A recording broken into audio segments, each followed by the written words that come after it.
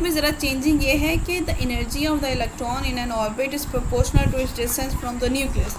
यहाँ पे direct proportionality की बात हुई है कि एनर्जी का डायरेक्ट रिलेशन है एस के साथ, डिस्टेंस के साथ। अगर हम लोग डिस्टेंस को इंक्रीज़ करेंगे एटम से, इलेक्ट्रॉन को न्यूक्लियस से दूर ले जाएंगे तो उसकी एनर्जी इंक्रीज़ हो जाएगी। जितना ज़्यादा डिस्टेंस होगा उसकी एनर्जी उतनी ज़्यादा होगी, ठीक है।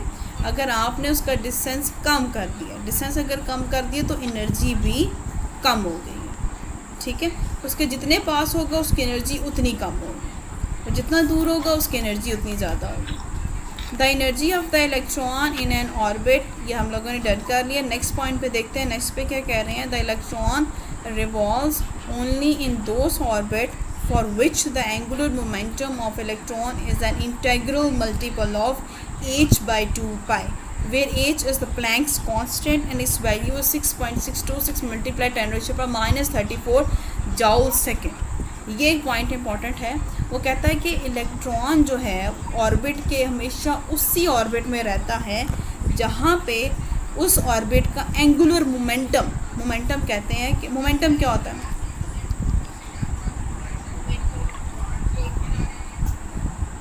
Define momentum.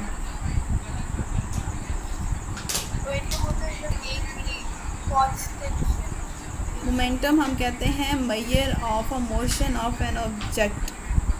प्रोडक्ट पढ़ते हैं हम लोग, P = mv। किसी भी ऑब्जेक्ट के मोशन, उसके मास और उसकी वेलोसिटी के अकॉर्डिंग ये उसका होता है मोमेंटम। अगर कोई भी बॉडी हमारी लीनियर में है तो हम लीनियर मोमेंटम पढ़ते हैं। अगर हमारी बॉडी सर्कुलर में मूव कर रही है तो हम लोग उसका एंगुलर मोमेंटम पढ़ते हैं, ठीक है। अब एंगुलर मोमेंटम की अगर हम बात करें तो यहाँ पे एंगुलर मोमेंटम हमें क्या बताता है कि कोई भी इलेक्ट्रॉन अगर न्यूक्लियस के गिर्द रिवॉल्व कर रहा है, अगर उसका एंगुलर मोमेंटम उसके इस इंटीग्रल मल्टीपल के इक्वल आ जाता है, उसकी वैल्यू अगर ये आ जाती है, यही वैल्यू उसकी बनती है, फिर वो उस इलेक्ट्रॉन में रिवॉल्व करेगा। अगर इसी वैल्यूज़ के आगे पीछे चेंज होती है तो फिर वो उस इलेक्ट्रॉन उस ऑर्बिट में नहीं स्टे करता, उसमें रिवॉल्व नहीं करता। अब यहाँ पे उसने जो है वो हमें इंटीग्रल दिया था प्लैंक्स कांस्टेंट का, h by 2 pi। h का नाम दिया उसने प्लैंक कांस्टेंट और उस h की वैल्यू थी ये। इस इंटीग्रल के होते हुए एक इलेक्ट्रॉन रिवॉल्व करेगा ऑर्बिट में, इसके अलावा वो नहीं कर सकता, ठीक हो गया।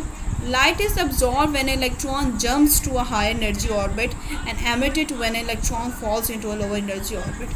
अगर कोई भी इलेक्ट्रॉन जो है वो हायर एनर्जी में जाएगा तो वो एक एनर्जी जो है ना लोअर से अगर हायर में जाएगा उसको एनर्जी मिलती है तो वो लाइट अब्जॉर्ब करता है, ठीक है। अगर वो हायर से लोअर में जाएगा तो वही लाइट वो एमिट कर देता है। अगर मैं बताऊँ कि जब एक रॉकेट ऊपर से आता है, यूनिवर्स से नीचे आता है ना, तो वो हायर से लोअर लेवल में आ रहा होता है तो उसके टिप पे आग लग जाती है, जिससे वो लाइट अप हो जाता है, ठीक है। अब जब हमने उसी रॉकेट को नीचे से ऊपर भेजना होता है, हमने उसे नीचे से एनर्जी प्रोवाइड करनी होती है, हम उसे खुद प्रोवाइड करते हैं, ठीक है। अब वो वहाँ से उसको मिल जाती है जब वो आ रहा होता है, और जब नीचे से जाता है तो उसको हमें प्रोवाइड करनी पड़ती है, जो कि उसको एक सहारा मिलता है। वो फिर नीचे से जो है वो यूनिवर्स की तरफ जाता है, सोलर सिस्टम की तरफ जाता है। इसी तरीके से अगर कोई ना कोई और ऑर्बिट में एटम ने हायर लेवल पे जाना होता है तो उसको एनर्जी एब्जॉर्ब करनी पड़ती है, और हायर से लोअर में आना हो तो उसको एनर्जी एमिट करता है, रिलीज़ कर देता है, ठीक है। Electron present in a particular orbit does not radiate energy. ये लाइन इंपॉर्टेंट कि electron present in a particular, अगर किसी पर्टिकुलर ऑर्बिट में होगा जो कि ना ही हायर में आता है ना ही लोअर में आता है, मिडल में आता है, ठीक है, वहाँ पे कोई भी एनर्जी रेडिएट नहीं होती है, ठीक है। The energy of the light emitted is exactly equal to the difference between the energy of the orbits. अगर कहीं पे भी किसी इलेक्ट्रॉन ने एनर्जी और एमिट की है, एमिट करने की बात हो रही है यहाँ पे, energy of the light emitted मतलब उसने जो रिलीज़ करनी है एनर्जी, वो उसके एनर्जी के स्टार्टअप और लास्ट के डिफरेंस के इक्वल होता है कि E2 उसके पास पहले कितनी एनर्जी थी और उसने जितनी एनर्जी रिलीज़ की उसको उसमें से माइनस कर देते तो आपके पास वो एनर्जी का चेंज आता है। एमिट करना मतलब उसके पास पहले एनर्जी नहीं थी, उसने एनर्जी ली, इनिशियल स्टार्ट था और फाइनल स्टार्ट था, ठीक है। अब हम यहाँ पे देखते हैं, ये पिक्चर बड़ी इंपॉर्टेंट है, Bohr model of atom, where del E is the energy difference between any two orbit with energies E1 and E2। हमारे पास यहाँ पे जो है वो प्रोटॉन है। हम लोगों ने कहा कि ये first shell, second shell, third, 4, 5 से हमने 7 शेल बना दिए। हर एक शेल में हम लोगों ने इतने इतने इलेक्ट्रॉन सेट कर दिए। Atom emits energy. अब यहाँ से क्या कि फर्स्ट शेल में हमने कहा है कि एटम ने एमिट की एनर्जी उसने रिलीज़ की है, ठीक है, एक तरफ से, उस तरफ से आया है, एटम ने एनर्जी रिलीज़ की, यहाँ पे वो एनर्जी फिर एब्जॉर्ब कर रहा है। अब हम यहाँ पे देखिए, पहला ई लेवल था, E1 था, सबसे पहले जो उसके पास था वो E1 था, जहाँ पे एनर्जी जो है वो हमारी कम है। फिर उसके बाद एनर्जी ज़्यादा होगी E2 पे, इसी तरीके से एनर्जी ज़्यादा होती जाती है। अगर वो छोटे लेवल से बड़े लेवल की तरफ जाएगा उसको एनर्जी मिलती जाएगी, बड़े लेवल से छोटे लेवल में आएगा उसकी एनर्जी एमिट होती जाएगी। तो ये आपके पास एक एटॉमिक।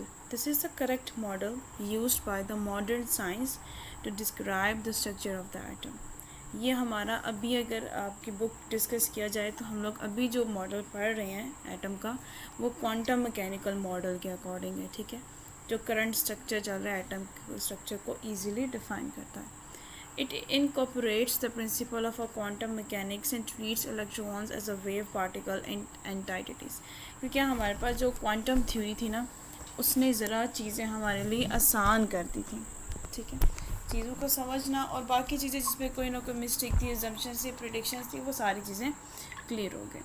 तो अब हम देखते हैं कि सबसे पहले हमारे पास एक क्वांटम मैकेनिकल मॉडल, इसको अगर एक्सप्लेन किया जाए, ठीक है, instead of exact orbit it define probable regions called orbitals. एक एक सिंगल ऑर्बिट के बताया उसने बताया था कि ये रीजन्स होते हैं इलेक्ट्रॉन के, और उस रीजन को कलेक्टिवली ऑर्बिटल्स का नाम दिया, मतलब where electrons are likely to be found, जहाँ पर इलेक्ट्रॉन पाए जाते हैं। मज़ीद इसको डिफ़ाइन करूँ तो the quantum mechanical model is a fundamental theory in physics that describes the behaviour of a particle at the atomic and सब एटॉमिक लेवल। जो क्वांटम मैकेनिकल मॉडल है वो हमें एटम के बिहेवियर के बारे में बताता है, इलेक्ट्रॉन, प्रोटॉन, न्यूट्रॉन कैसे एग्जिस्ट करते हैं हमें इसके बारे में बताता है, और एटॉमिक लेवल पे भी और सब एटॉमिक लेवल पे भी। It is based on the principle of quantum mechanics which include wave particle duality.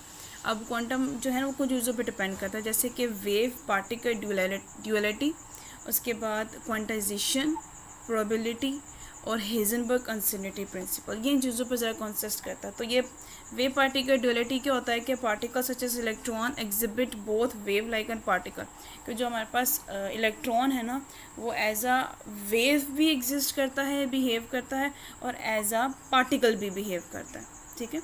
अगर हम एटम की बात करें, एटम अगर हमारे पास किसी सॉलिड स्टेट में है तो एज अ पार्टिकल है, किसी लिक्विड स्टेट में तो वो वेव की तरह बिहेव करेगा, ठीक है। तो ये हमारी क्वांटम मैकेनिकल मॉडल चला जाता है। अब इसके बारे में इतना ज़्यादा तो नहीं पूछा जाता है, बस एक आइडिया होना चाहिए कि क्वांटम मैकेनिकल मॉडल आपको डीपली स्टडी देता है किस चीज़ की, एटम्स की और सब एटॉमिक की। और आगे हेजनबर्ग अनसर्टेनिटी प्रिंसिपल आ जाता है। ये क्या होता है, the Heisenberg uncertainty principle is one of the fundamental concept of the quantum mechanics, ये उसी के साथ रिलेट करता है, and is name after the German physics Werner Heisenberg who formulated it in 1927। इसको अंडरलाइन करें, डेट इंपॉर्टेंट है। अब ये इसके आगे डेफिनेशन बता रहा हूँ, थोड़ी सी बोल्ड करके लिखी हुई है। This principle states that it is important to simultaneously determine the exact location the future trajectory of electron. अब हेजनबर्ग सैनिटी प्रिंसिपल हमें क्या बताता है, ये ऐसा प्रिंसिपल है जो एक ऐसी इम्पॉसिबल सिचुएशन को डिफाइन करता है कि एग्जैक्ट लोकेशन क्या है इलेक्ट्रॉन की, और उसका फ्यूचर में उसके ट्रेजेक्ट्री लोकेशन क्या होगी, उसका मोशन क्या होगा, ये हमें बताता है। इट इज़ आगे लिखा हुआ जी, इसको थोड़ा सा एक्सप्लेन अगर मैं करूँ तो Heisenberg uncertainty principle is a fundamental concept in quantum mechanics that states that is impossible to simultaneously determine with perfect accuracy both। इसने कहा कि हमारे लिए इम्पॉसिबल होता है, जिसने इम्पॉसिबल लिखा हुआ है कि हम लोगों को दोनों चीज़ें बताना कि इलेक्ट्रॉन की एग्जैक्ट लोकेशन प्रेजेंट सिचुएशन में क्या है और आने वाले फ्यूचर में क्या होगी, क्योंकि सच बात है इलेक्ट्रॉन रिवॉल्व करता रहता है, ऑर्बिट एक जगह तो ठहरेगा नहीं। उसके बाद कहता है जी फॉर्मुलेटेड बाय द, ये हमारे पास आ जाता है फार्मूला इसका। As a result, plotting the electron orbit around the nucleus becomes irresistible challenge। अब हर एक ने सबसे पहले कहा था कि इसका जो है वो इंडिविजिबल है, फिर डिविजिबल की बात कर दी, फिर इलेक्ट्रॉन को एक शेल में भेज दिया, फिर एनर्जी लेवल में भेज दिया, फिर उसके बाद ऑर्बिट में, अब ऑर्बिटल्स में। तो उसकी लोकेशन फाइंड करना हर एक के लिए बहुत डिफ़िकल्ट टास्क रहा है कि एक जगह तो वो स्टे नहीं करता है, वो मूव करता रहता है। Imagine that you have a single hydrogen atom and you decide to observe the position of that single hydrogen at a given moment. Shortly after you repeated this process, the electron moved to the another position. अगर आप within 5 minutes पे hydrogen का एक electron major करोगे, वो upward वाली state पे होगा, बॉटम पे होगा शेल के, लेकिन कुछ टाइम गुजरने के बाद वो डाउन पे आ जाएगा, क्योंकि इलेक्ट्रॉन है, स्टेबिलिटी नहीं है उसके अंदर, वो मूव करता रहता है. तो ये चीज़ हमें किसने बताई थी?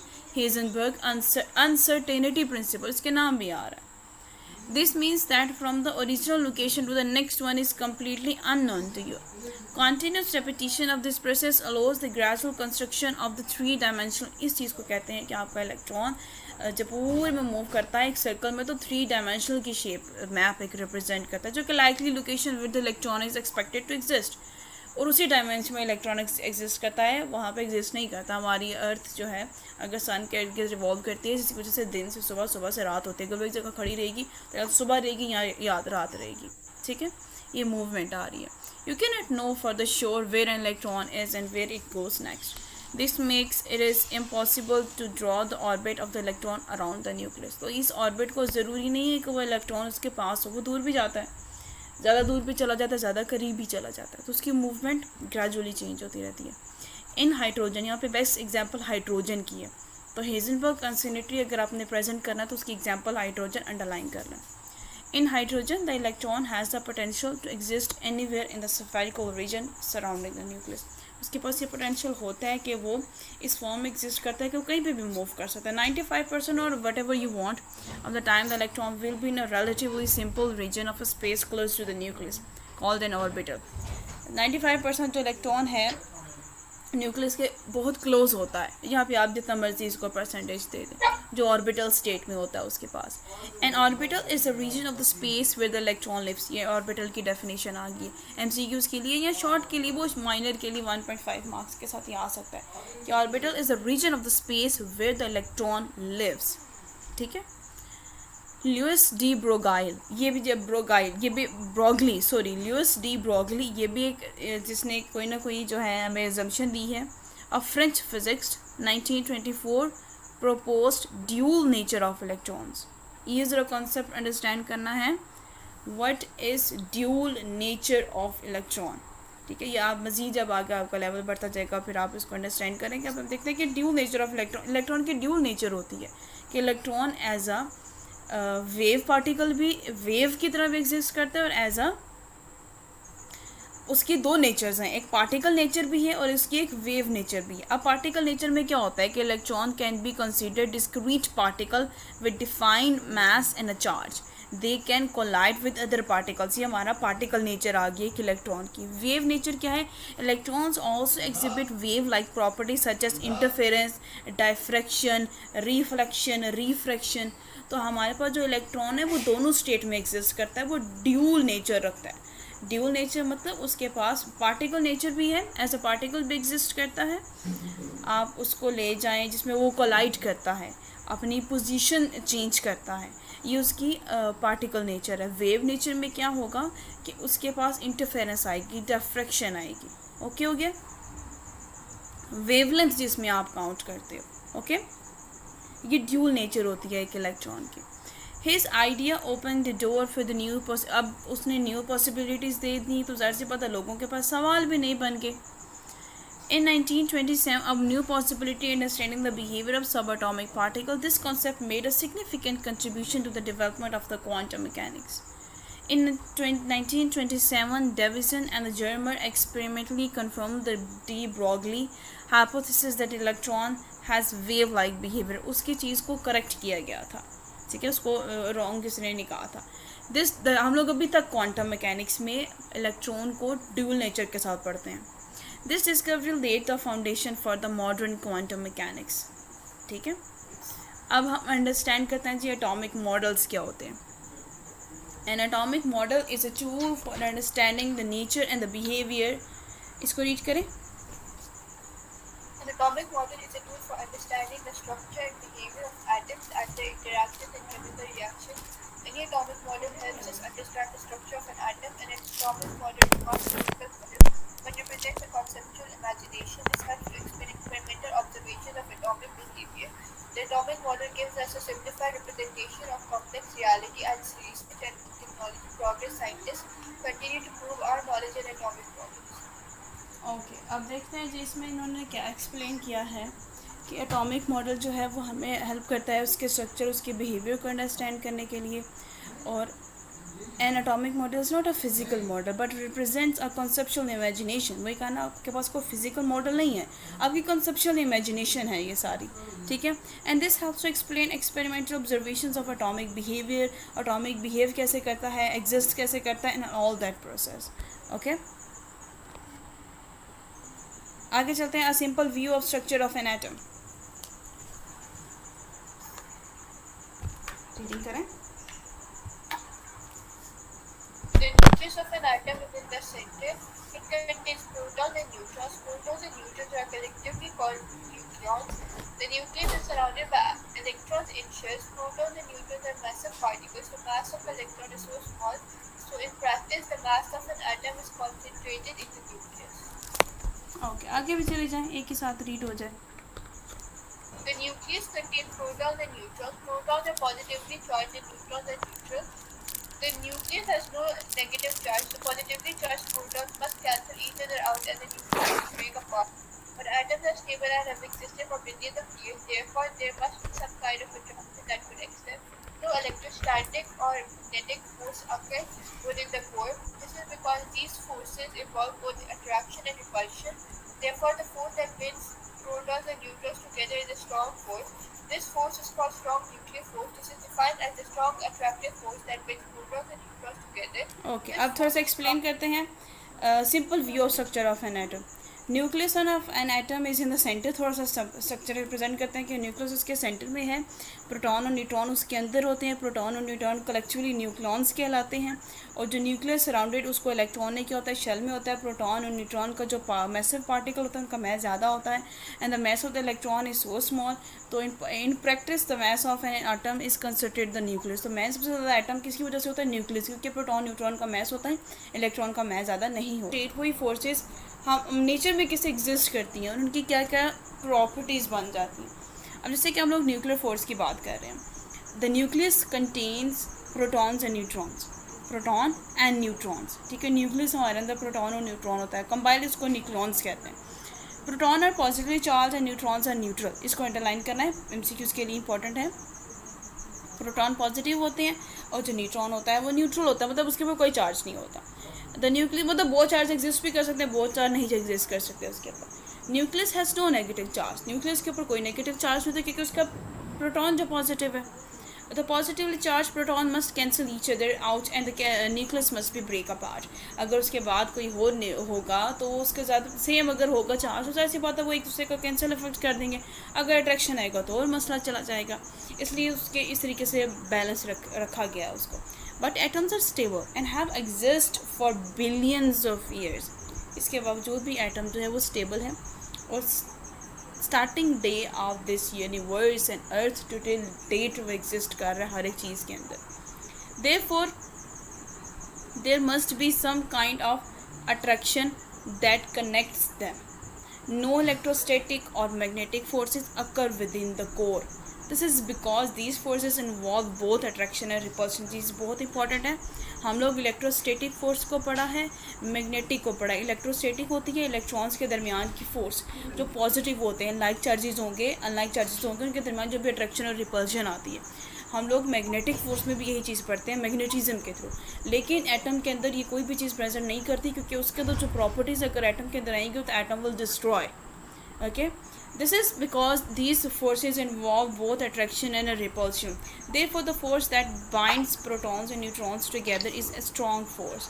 This force is called strong nuclear force. अब हम कहते हैं कि जिसकी वजह से हमारा एटम एग्जिस्ट कर रहा है उस फोर्स को हम लोग स्ट्रॉन्ग न्यूक्लियर फोर्स कहते हैं। This is defined as a strong attractive force that binds protons and neutrons together. This is an important point to highlight that strong attractive force जो बाइंड करके रखा हुआ है जिसने किस किस को, प्रोटॉन्स को और न्यूट्रॉन्स को। This force is stronger than electrostatic. और ये भी अंडरलाइन करना है कि ये फोर्स किसी भी इलेक्ट्रोस्टैटिक और मैग्नेटिक फोर्स से बहुत स्ट्रॉन्ग है।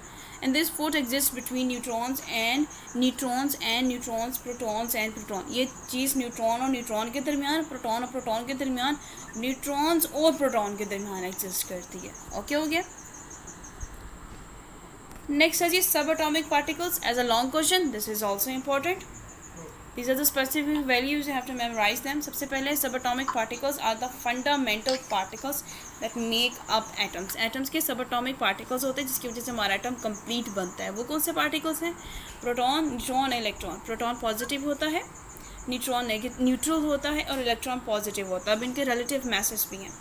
रिलेटिव चार्ज इसका पॉजिटिव है और इसका रिलेटिव मैस अप्रॉक्सीमेटली 1 एटॉमिक. अगर हमारे पास एक एटम का मैस 1 एटॉमिक मैस यूनिट अगर हम निकालना हो ना, AMU, जहाँ पर उसकी एक फिक्स्ड अमाउंट होती है, वो होती है 1.6726. अगर आप एटॉमिक मैस बढ़ाते जाओगे तो उसको इसके साथ मल्टीप्लाई करते जाएंगे. ठीक है. अब रिलेटिव चार्ज जो है न्यूट्रल का वो क्या है? 0. अगर उसके पास कोई वैल्यू नहीं है तो चार्ज कहाँ से आएगा? 0 के ऊपर कभी चार्ज लगा देखा नहीं ना? यस. तो इलेक्ट्रॉन हमारा कौन सा चार्ज रखता है? Negative charge. रिलेटिव मास इसका कितना होता है और उसका कितना है? नेगेटिव का 0 का कितना है? 1.6749 मल्टीप्लाई बाई 10⁻⁻27 kg. और इलेक्ट्रॉन का हमारे पास आ जाता है 1/1836 या 9.11 multiply by 10⁻31 kg. Proton and neutrons are found in the nucleus of an atom, whereas electrons orbit around the nucleus in energy levels or shells. They play crucial roles in determining the properties and the behavior of atoms and the molecules. Neutrons and the protons are held together in the nucleus by the strong nuclear force. This force exists between neutron, proton, proton and neutron, जो का हम लोग ने already बात की है. Okay.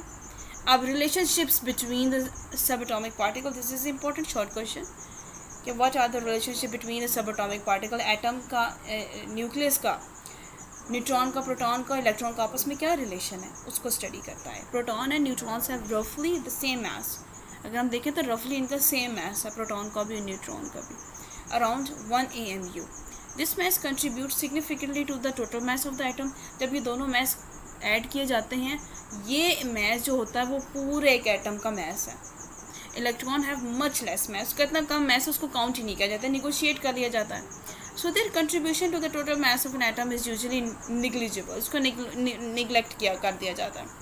The interaction between the negative charge electrons and the positive charge protons in the nucleus is what holds atom together. अब इनके दरमियान रिलेशनशिप क्या है कि प्रोटॉन और न्यूट्रॉन का जो मैस है वो कलेक्टिवली हमें बताता है कि वो एक एटम का मैस है. सबसे पहला रिलेशनशिप ये है. दूसरा रिलेशनशिप ये है कि प्रोटॉन पॉजिटिव चार्ज होने के बाद इलेक्ट्रॉन को नेगेटिव चार्ज होने के बाद वो दोनों आपस में इतनी स्ट्रॉन्ग फोर्स ऑफ अट्रैक्शन रखते हैं कि वो एटम को एग्जिस्ट करवा रहे हैं अपनी फोर्स की वजह से. ओके हो गया. The behaviour of proton, neutron and electron in electric field. Electric field में अगर हम इनका बिहेवियर स्टडी करना हो तो कैसे होगा? This is an important short question. What happens when a beam of these particles passes through two electrical charge plates? या आपने CRO में पढ़ोगे कैथोड रे ट्यूब्स में. अब इसमें होता क्या है कि आपने दरमियान में ना ऊपर और नीचे 2 प्लेट्स रख दी हैं, इलेक्ट्रिकली चार्ज प्लेट, एक प्लस में एक पॉजिटिव में. अब इसके अंदर प्रोटॉन भी है, न्यूट्रॉन भी है और इलेक्ट्रॉन भी है. पिक्चर से वाज़ेह हो रहा है. आपने इसके बीच में इस एटम की बीम पास करवानी है, बीम के अंदर एटम है. अब ऊपर आपने अगर आपने नेगेटिव रखा है तो ऊपर कौन से पार्टिकल्स जाएंगे? नेगेटिव की तरफ कौन से पार्टिकल्स जाएंगे? एटम के पॉजिटिव. और एटम के कौन से पार्टिकल पॉजिटिव की तरफ जाएंगे? पॉजिटिव प्लेट की तरफ इलेक्ट्रॉन्स वाले जाएंगे. बिल्कुल. और बिल्कुल स्ट्रेट कौन जाएगा? न्यूट्रॉन. ये न्यूट्रॉन्स हमारे चले जाएंगे. ठीक है. Protons are positively charge and deflected on a curved path toward the negative plate. Deflect कर जाएंगे. Electrons are negatively charged and deflected a curved path toward the positive plate. Neutrons have no charge, go straight ahead. If the electrons and protons are traveling at the same speed, अगर electron और proton की speed बिल्कुल same होगी, electron being lighter are deflected for more strongly than the heavier proton. अब आप देखें यहाँ पे जो प्रोटॉन है वो बहुत आगे जाके डिफ्लेक्ट हुआ है. क्यों? क्योंकि उसका मैस ज़्यादा था. और इलेक्ट्रॉन पहले हो गया क्योंकि उसका मैस कम था. These 4 points are important. Okay. Next one is charge neutrality. Atoms are electrically neutral because atom का जो electrically बात किया जा रहा है, electrically. Okay. Neutral because the number of proton positively charge in the nucleus is equal to the number of electron negative charge. अब वो neutral हो जाता है, क्योंकि कैसे, क्योंकि अब प्लस और माइनस क्या करता है कि हमारे पास प्लस और माइनस होता है ना, जो एक दूसरे के इफेक्ट को कैंसिल कर देता है, कि वो इतनी strong force of opposite charge रखते हैं, वो दोनों एक दूसरे के इफेक्ट को कैंसिल कर देते हैं, तो वहाँ पे तो कोई चार्ज ही नहीं बचता, तो वो एक न्यूट्रलिटी होती है, तो वो न्यूट्रल स्टेट आ जाती है।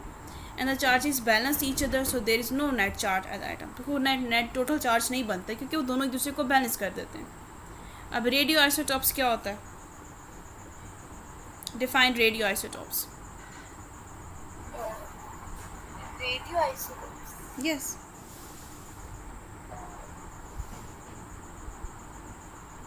अच्छा, रेडियो आइसोटॉप्स जो है वो एक ऐसे आइसोटॉप्स ही होते हैं ना। आइसोटॉप्स क्या होता है? आइसोटोप्स तो होते हैं ना जिनका एटॉमिक नंबर सेम होता है लेकिन मास नंबर। जी जी बिल्कुल।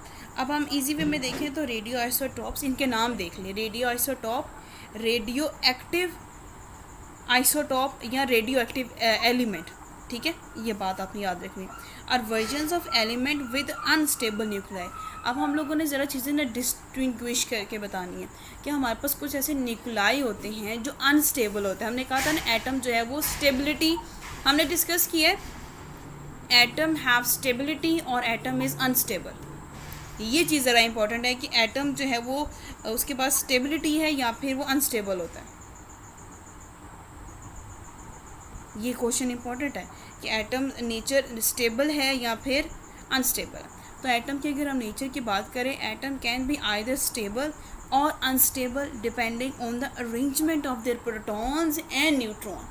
ओके, हम लोगों ने जिस तरीके से रेडियो एक्टिव एलिमेंट की बात करें, तो रेडियो एक्टिव एलिमेंट में अरेंजमेंट ऐसी होती है कि वो अनस्टेबल नहीं होते हैं, वो टाइम टू टाइम डिके होते रहते हैं। उनकी जो एमिशन होती रहती है, या तो वो एनर्जी एब्जॉर्ब कर रहे हैं या वो एनर्जी एमिट कर रहे हैं, तो वो ऑल द टाइम स्टेबिलिटी की हालत में नहीं होते। जैसे ही उनकी लाइफ टाइम कंप्लीट हो जाती है, फिर वो स्टेबल हो जाते हैं, ख़त्म हो जाते हैं। ठीक है, तो ये चीज़ आपने याद रखनी है कि atom can exist either stable और either unstable according to the arrangement of their proton and neutron. अब हम रेडियो आइसोटॉप्स को देख लेते हैं। रेडियो आइसोटॉप्स और radioactive isotopes are versions of element with unstable nuclei because they are unstable they emit radiation to become stable. अब हमारे पास रेडियो आइसोटॉप्स ऐसे एलिमेंट, ऐसे एटम होते हैं जो अनस्टेबल होते हैं नेचर में, एक जगह टिक के नहीं बैठता। अगर सिंपल एग्जांपल बताऊँ, वो तब तक रेडिएशन एमिट करता जब तक वो स्टेबिलिटी में नहीं जा पहुँच जाते। जैसे कि मैंने आपको एग्जांपल दिया, in my university level we have done the experiment of beta particle cobalt 60। Okay, हम लोगों ने उसकी रेडिएशंस को मेजर करना था। उसको हम लोग क्या करते थे कि हमारे पास एक बीम होती थी, इलेक्ट्रॉन गन था, और हमारे पास एक जो है वो रेडियो टेप था जिसमें हम लोग मेजर करते थे। अगर हमने रेडियो आइसोटॉप को बीम से दूर रखा है, बीम से पास रखा है, तो किस तरीके की रेडिएशन, कितनी रेडिएशंस एमिट होती थी, तो वहाँ पे वो डिजिटली डाटा हमारे पास आता था। और कुछ टाइम के बाद जैसा होता है ना किसी प्रोडक्ट पे एक्सपायरी डेट लिखी होती है, इसी तरीके से रेडियो आइसोटॉप्स की एक्सपायरी डेट होती है। कुछ टाइम गुजरने के बाद वो जो एलिमेंट है वो डिके हो जाता है, ख़त्म हो जाता है। ठीक है, अब ये वो आइसोटॉप्स जब उनकी ख़त्म होता है वो स्टेबिलिटी की तरफ आना स्टार्ट हो जाते हैं। अब इसमें क्या बताया कि different isotopes of the same element have the same number of proton in their atomic nuclei but different number of neutrons. उनके पास सेम नंबर ऑफ प्रोटॉन होंगे एटॉमिक न्यूक्लियाई में, बट जो डिफरेंट चीज़ होगी वो न्यूट्रॉन डिफरेंट हो जाएंगे। अब ये चीज़ अनस्टेबल की तरफ चला जाता है क्योंकि इनका मैस जो डिफरेंट हो गया। Some isotopes and element are unstable and show radioactive decay होते जाते हैं, टाइम के साथ ना ख़त्म होते जाते हैं। Radioactive isotopes of an element can be defined as atom that contain an unstable combination of the neutrons and protons। अगर प्रोटॉन और न्यूट्रॉन नेचर में सेम साइज़ के साथ स्लाइटली सेम मैस के साथ एग्जिस्ट करेंगे तो वो एटम को स्टेबल रखेंगे। अगर उनके मैस में ज़रा सी चेंजेस आना स्टार्ट हो जाती हैं तो वो अनस्टेबिलिटी की तरफ चले जाते हैं, और ऐसे एलिमेंट को हम लोग रेडियो आइसोटॉप्स या रेडियो एक्टिव एलिमेंट कहते हैं। अंडरस्टूड? और excess energy in the nucleus, for example hydrogen 3, protium, carbon 14, uranium 230। सबसे बेस्ट एग्जांपल है रेडियो आइसोटॉप्स की हाइड्रोजन 3। ठीक है, इसको प्रोटियम कहते हैं। अब इसमें ड्यूट्रियम भी पढ़ोगे, फर्स्ट 1 वाला भी एक होता है, ये 3 डिफरेंट एग्जांपल्स आती हैं। कार्बन 14 एक एग्जांपल है, और यूरेनियम 238, क्योंकि ये अनस्टेबल होता है। इनमें हमारे पास इनका जो सेम तो प्रोटॉन नंबर होता है, इनका न्यूट्रॉन नंबर चेंज हो जाता है, अनस्टेबल बन जाते हैं। लेकिन टाइम के साथ ये लोग ये डिके होते जाते हैं। ठीक है,